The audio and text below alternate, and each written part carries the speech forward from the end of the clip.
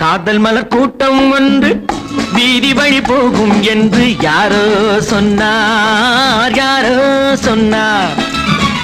காதல் மலர் கூட்டம் ஒன்று வீதி வழி போகும் என்று யாரோ சொன்னார், யாரோ சொன்னார்.